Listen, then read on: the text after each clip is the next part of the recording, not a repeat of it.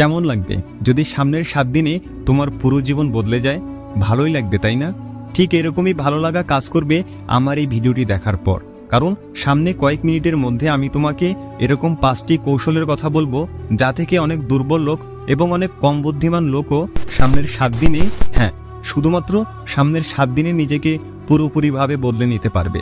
এই পৃথিবীতে কোনো মানুষের ভ্যালু ততক্ষণ কেউ দেয় না যতক্ষণ না সে অনেক মূল্যবান কেউ হয়।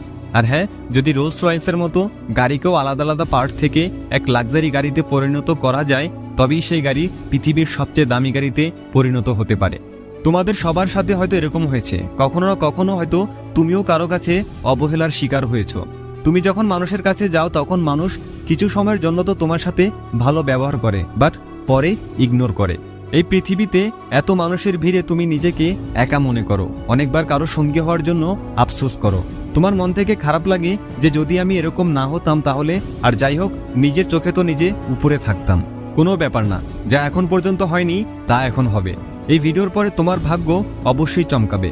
শুধুমাত্র একটা জিনিসের খেয়াল রাখবে, আগামী 7 থেকে 8 মিনিট তোমার আগামী 70 বছরের কাজে আসবে। তাহলেই 7-8 মিনিটের জন্য কিন্তু কিপটামি করবে না। এখন থেকে এই 5টা টিপস 7 দিন মনের মধ্যে গেঁথে নাও, কান খুলে আর ভালোভাবে টিপসগুলো জেনে নাও। Tips number 1, phone off, screen off and mood on. এত তাড়াতাড়ি কেন মানুষের মাথা ব্যথা শুরু হয়ে যায়? এর কারণ হচ্ছে মোবাইল ফোন। মানুষের ঘুমের যে কোয়ালিটি তা এত খারাপ কেন? এর কারণও হচ্ছে মোবাইল ফোন। মানুষের ফোকাস, কনসেন্ট্রেশন, মানসিক শক্তি, ডেডিকেশন লেভেল দিন দিন এত কমে যাচ্ছে কেন? এর কারণ শুধুমাত্র এই মোবাইল ফোন। রাত হয় ঘুমানোর জন্য, কিন্তু আজব মানুষেরা এর ভ্যালুও জানে না। যতক্ষণ না মোবাইল হাত থেকে মুখের উপর না পড়ে, যতক্ষণ না মোবাইলের চার্জ শেষ হয়, ততক্ষণ মোবাইল টিপতেই থাকে। আসলে কথা শুধু ঘুমানোর নয়, বরং পরের দিন সকালে সে যখন ঘুম থেকে ওঠে তখনও সে সবার আগে ঘুম ঘুম চোখে মোবাইলটাই খোঁজে আর মোবাইলটা টেপা শুরু করে। চোখ ব্যথা, মাথা ব্যথা, মাথায় প্রচুর চাপ পড়ে এই মোবাইল ফোনের জন্য। তাই আগামী 1 সপ্তাহ চেষ্টা করো মোবাইল থেকে নিজেকে দূরে রাখার। তারপরে দেখো তোমার কাজও হবে, পড়াশোনা হবে, নিজের হেলথও ভালো থাকবে। Tips number 2, no fap. আমি এটা নিয়ে আসলে কমই কথা বলি, কারণ আমি বারবার এসব জিনিসকে গোপন করতে পারবো না। আমি জানি তোমাদের মধ্যে অনেকে আছো যারা এখন স্টুডেন্ট, যাদের এখন 12 বয়স। আর এই জিনিসটা অনেক নর্মাল এবং ন্যাচারাল যে তোমার অনেক খারাপ জিনিসে মন যাচ্ছে, আর এটা হতে পারে, এটা তোমার ভুল নয়। কারণ এই বয়সে অনেক কিছু আমাদের মাথায় আসে, অনেক খারাপ চিন্তাভাবনা আমাদের মাথায় ঘুরপাক খায়। তবে ভুল হবে এটাই যে যদি তুমি এটাকে এখনো কন্ট্রোল না করো, আর ওই খারাপ অভ্যাসটাকে তুমি সুযোগ দিচ্ছ, আর এতে তুমি আসক্ত হয়ে যাচ্ছ। তুমি হয়তো বুঝতে পারছো যে আমি কিসের কথা বলছি। তুমি ঘুমাতে পারছো না, রাত গভীর হয়, তোমার ফোন স্ক্রিন জেগে থাকে, তুমিও জেগে থাকো, অনেকেই জেগে থাকে। কি দেখো জেগে জেগে আর কি করো সেটা বলার অপেক্ষা রাখে না। হ্যাঁ, বলতে পারো যে মাঝে মাঝে, তবে দেখছো ঠিকই আর খারাপ জিনিস দিয়ে মাথা ভরে রেখেছ।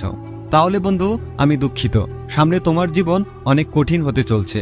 আর এখন বলতেছি সেটা কিভাবে। তোমার এক জায়গায় 10 থেকে 15 মিনিটের বেশি মন টিকবে না, আর কখনোই তোমার মনের মধ্যে ভালো জিনিস আসবে না। কখনো কোনো মেয়ে যদি পাশ দিয়ে যায় তখন তার দিকে খারাপ নজর থাকবে, কিন্তু পরে তুমি সব বুঝতে পারবে, কিন্তু লজ্জায় তোমার মাথা কাটা যাবে, মরে যেতে ইচ্ছে করবে। আর এর ফলে ধীরে ধীরে তোমার চেহারার উজ্জ্বলতা কমে যাবে। নিজের চোখে নিজেকে 25 বছরের জায়গায় 50 বছরের মতো লাগবে। আর সব জায়গায় নিজেকে খাপ খাওয়াতে অনেক কষ্ট হবে। না জীবনে ভালো কিছু করতে পারবে, আর না ভালো কিছু হতে পারবে। আর পরে পুরো জীবন আফসোস করতে করতে কেটে যাবে। এই জন্য এসব জিনিস যত তাড়াতাড়ি ছেড়ে দেওয়া যায় ততই তোমার জন্য আর তোমার শরীরের জন্য ভালো। আগামী 1 সপ্তাহ এসব কিছু ভালোভাবে মেনটেন করতে হবে। তাই এটাকে এখন থেকে বন্ধ করো আর জীবনকে ভালো একটা রুটিনের মধ্যে আবদ্ধ করে নাও, আর এটাই হবে তোমার জন্য সঠিক সিদ্ধান্ত। Tips number 3, practice your time management skill. মানুষের সময় খারাপ যায় শুধুমাত্র এই জন্য কারণ সঠিক সময়ে নিজের কাজ শেষ করতে পারে না, বরং ওটাকে টেনে টেনে আরো ডিফিকাল্ট করে ফেলে। আর যখন পেছনে ফিরে তাকায় তখন কাজের পাহাড় হয়ে যায়। আর এতটাই কাজ জমে থাকে যে মানুষ সেই কাজের প্রেসারে ধীরে ধীরে ধ্বংস হওয়া শুরু করে। পৃথিবীর সব স্কিল একদিকে, আর সময়কে সঠিকভাবে মেনটেন করার স্কিল একদিকে। আমি তোমাকে বলে দিচ্ছি, একজন স্টুডেন্ট কেন ফেল করে? কারণ সে টাইম ম্যানেজ করতে জানে না। কেন একজন এমপ্লয় চাকরি থেকে আউটডেটেড হয়? কারণ সে তার টাইমকে ভালোভাবে ম্যানেজ করতে পারে না। একজন ছেলে কেন বেকার থেকে যায়? কারণ সময় যখন ছিল হয়তো সেও ওই টাইমের সুযোগ নেয়নি। টাইম ম্যানেজমেন্ট একটা এরকম স্কিল, এটা যদি কারো কাছে থাকে তাহলে সে মানুষটা কত কিছুই না করতে পারে। আগামী এক সপ্তাহে আরেকটা ছোট শর্ত হলো টাইম ম্যানেজ করা শুরু করো। আর এটা কিভাবে করবে তাও আমি বলে দিচ্ছি। প্রথমে 2টা টাইম ফিক্সড করো, রাতে তাড়াতাড়ি শোবার আর সকালে তাড়াতাড়ি ওঠার। প্রথম প্রক্রিয়াটা ফলো করো, এতে তোমার এনার্জি হবে তা থেকে। তারপর সকালে যখনই ঘুম থেকে উঠবে 5টা 6টা 7টা বাজে উঠে ফ্রেশ হও এবং নাস্তা করে নাও। এরপর যত ডিফিকাল্ট এবং ইম্পর্টেন্ট কাজ আছে সকাল 8টা থেকে 12টার মধ্যে শেষ করো। যা মানুষ পুরো দিনও করতে পারে না তাও 4 ঘন্টায় করতে পারবে, কারণ তোমার মন এবং মাইন্ড একদম ফ্রেশ থাকবে, যার জন্য তোমার কাজ অনেক তাড়াতাড়ি হবে। টাইম মতো কাজ শেষ করা অথবা টাইমের আগে কাজকে শেষ করে ফেলা, একেই তো গুড টাইম ম্যানেজমেন্ট বলে। কাজকে সময়ের ভ্যালু মনে করে শেষ করো, আর আগামী এক সপ্তাহের জন্য মনে মনে একটু একটু প্র্যাকটিস করো। আস্তে আস্তে তুমি বুঝতে পারবে যে সব কাজ শেষ হওয়ার পর তোমার জন্য অনেক ভালো সময় রয়ে গেছে, আর শুধুমাত্র এই পয়েন্টের জন্য তোমার সময় ভালো হওয়া শুরু করবে। টিপস নাম্বার 4, কিল ওভার থিঙ্কিং। মানুষের জীবনকে দোজক বানানোর 7টা নেগেটিভ শক্তি থাকে, এটা নিয়ে পরে একটা ভিডিও বানাবো। কিন্তু ওই 7টা জিনিসের মধ্যে একটা হচ্ছে ওভার থিঙ্কিং, মানে অনেক বেশি চিন্তা করা। অনেক বেশি চিন্তা করার ফলে অনেকবার যখন আসলে চিন্তা করার সময় আসে তখন মানুষ চিন্তা করতে পারে না, এমনকি তখন মাথা কাজ করা বন্ধ করে দেয়। আর যখনই এরকম হবে তখন মানুষ কষ্টের মধ্যেই থাকবে। জানি এটা থেকে বের হওয়া অতটা সহজ নয়, বাট সম্ভব।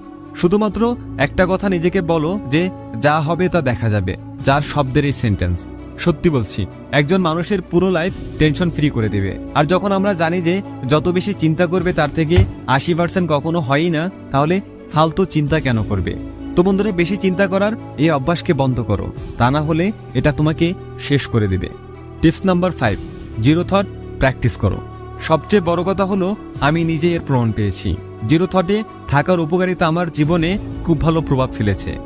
যে কোনো নেগেটিভ চিন্তা, মানসিক টেনশন, অবসাদ থেকে আমি খুব সহজেই এর মাধ্যমে বের হয়ে আসতে পেরেছি এবং নিজেকে অনেক পজিটিভ ফিল করেছি।